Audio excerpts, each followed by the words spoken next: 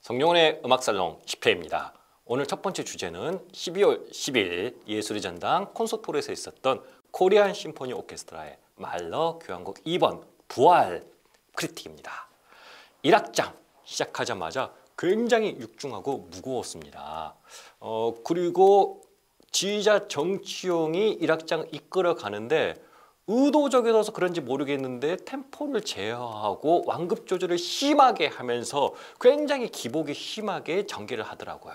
그래서 어떻게 보면 부분 좀 나아갔으면 좋겠다 하는데 억제하고 제어하면서 옥매이고 조이면서 부분 숨 막힐 정도로 긴장을 과도하게 끌어가는 경향이 있었습니다. 그런데 왜 그럴까 계속 생각을 하다가 1악장 자체가 어떻게 보면은 말러 스스로도 장례식 그렇게 명명했을 정도로 의식적인 곡인데요. 그 있었던 음악을 가지고 육중하게 전개가 돼서 부분 힘들 정도로 고통을 갖다가 받을 정도로 굉장히 몰입하게 만들었는데 그렇게 돼서 2악장을 가다 보니까 2악장은 1악장하고 산뜻 다르게 굉장히 거대한 곡임에도 불구하고 실내악적인 요소를 많이 가미하면서 산뜻하고 아기자기하게 그 간주곡 같이 그래서 1악장은 정반대 세레나데 같이 하면서 1악장에 있었던 긴장이 많이 풀렸습니다. 3악장은 말러의 그 소년의 이상한 뿔필이라는 가곡집에 있는 파두아의 성 안토니우스가 물고기들에게 설교를 하네 하는 곡이거든요. 그 곡의 내용은요. 파두아에 있는 성 안토니우스라는 신부가 인간들한테 설교를 하는데 인간들이 듣지 않으니까 물가로 가는 거예요. 그래서 물가에 가가지고 물고기들의 대상하게 막 설교를 하거든요. 그래서 물고기들은 눈을 껌뻑껌뻑거리면서 이게 뭔 소린가 하고 설교를 듣겠죠. 그런데 설교를 끝나고 나자 물고기들도 제각기 무슨 일이 있었냐는 듯이 갈 길을 가더라. 그리고 성 안토니우스는 열변을 토함에도 불구하고 물고기들은 설교 도중에서 제각기 놀면서 듣지 않더라. 그런 약간 풍자와 해악이 가득한 말러 특유의 노래인데요. 그 노래를 오케스트라로 개작한 게 말러 교향곡 2번의 3악장입니다. 그래서 그런지 모르겠는데 저는 주의자 정청이 꼭 파두아의 성 안토니우스 같았어요. 그리고 오케스트라가 물고기 같았고요. 정치형은 오케스트라에게 계속 설교를 합니다. 그리고 팽팽한 줄다리기도 합니다. 하지만 오케스트라는 무슨 송어, 뭐 산천어 그런 그 민물고기들 같이요. 가끔 듣기도 하고 막 빠져나가기도 하고 제각기 활개를 치고 활보를 치면서 하면서 낚싯줄을 들이운 사람과 낚싯줄을 갖다가 물지 않으려는 물고기들의 팽팽한 뭐라고 할까 줄다리기 그런 기싸움이 있었답니다. 그래서 재밌었거든요. 어떤 부분에서는 숨이 가쁠 정도였고 어떤 부분에서는 막 그 질주가 어떻게 되지 제어가 안 될 정도였는데 그렇게 1악장부터 3악장까지의 그런 기악음악을 그리고 거기서 나왔던 여러 가지 그 드라마틱한 요소와 혼돈이 4악장에 대해서 천천히 정리가 되기 시작했습니다. 4악장에 드디어 인성이 나오거든요. 4악장은 노래로 시작합니다. 가사가 있는 노래예요. 그 노래를 호소력 깊고 절절하게 메조소프라노 양송미가 부르면서 다스 우어리히트 태초의 빛 원광 그러면서 곡은 이제 지금까지 혼돈을 마무리하고 이제 부활로 접어드는 것이죠. 그렇게 돼서 그런지 모르겠는데 5악장은 음악적으로 보면은 정말 말러 자체의 기법이 총망라된 개파 형식이라고 그러거든요. 그게 다르게 말하면은 막 이것저것 나온다는 거예요. 이런 이야기도 했다가 갑자기 다른 요소도 나왔다가 35분이나 되는 어떻게 보면은 다른 교향곡 하나보다 더 긴 시간 동안 35분 동안 여러 가지 요소가 나오기 때문에 잘못하면 좀 산만하고 거칠 수 있는데 도리어 5악장이 가장 안정적이고 차분하면서 부활로 이끌었답니다. 저는 그때서야 깨달았습니다. 왜 1악장의 고통이 시작됐는지 그리고 정총이 왜 1악장을 그렇게 시작하고 지금까지 이끌어왔는지 1악장에 있었던 고통은 우리가 날마다 당면하는 삶의 고통입니다. 우리는 아픕니다. 하루하루가 고행이죠. 인생이요. 자, 그런 거를 그 연금의 사슬을 끊으면서 5악장에 와가지고 드디어 우리는 구원을 받은 것입니다. 그래서 우리가 우리의 수고로 얻은 구원을 통해서 날개를 달고 새로운 삶을 살 수 있는 그런 부활을 맛보면서 가장 평온한 행복의 길로 인도한 것이죠. 이제 2019년도 불과 보름여 정도 남았습니다. 그리고 2020년이 남았는데 2019년이 지났다고 해서 그게 끝이 아니라는 것을 말러가 이야기하고 코리안 심포니 연주회를 통해서 알았습니다. 날마다 새로운 게 흐르고 우리의 삶이 부활이 되는 것이죠. 그래서 그런 큰 감명을 받고 감동을 얻은 2019년 대미를 장식하는 코리안 심포니의 말러 교향곡 정치영이 지휘하는 말러 교향곡 2번 부활이었답니다. 두 번째 소식은 애니메이션을 하나 이야기하겠습니다. 요즘 가장 흥행 돌풍을 일으키고 있는 겨울왕국 2인데요. 갑자기 말러를 하다가 겨울왕국 2 너무 극단적이라 생각할 수 있는데 지금까지 한번 살펴보니까 이 겨울왕국이 뭐 히트를 쳤다, 유명하다, 노래가 좋다, 조회수가 매덕 뷰를 달성했다 그런 기사만 있고 왜 어떤 식으로 만들어졌고 이 노래가 어떤 노래인지 분석하고 소개한 기사들은 없더라고요. 그래서 우리 전문가들의 천국 미디어피아 또 그리고 우리 그 클래식 작곡가이자 전문가인 성룡원이 분석하고 소개하면서 이러이러한 노래다 하는 단독 독자적인 콘텐츠를 우리 미디어피와 성룡원의 음악살롱에서 제공하는 것이니 많은 관심 가지고 여러분들 이 방송을 듣고 본 다음에 영화를 보시면 더욱 영화를 감상하시는데 재미를 느끼실 거라고 봅니다. 첫 번째 노래는 Into the Unknown입니다. 한국말로 번역하면 미지의 세계로, 가공의 세계로, 알지 못하는 세계로 그런 식이 나가겠죠. 그래서 곡은 제일 처음에 영화가 시작하자마자 연주되는 오프닝 넘버입니다. 피아노의 아르페지오, 아르페지오라는 건 분사나음인데 그 분사나음이 고음에서 차갑게 그리고 약간 피치를 높인 그 음형으로서 연주가 됩니다.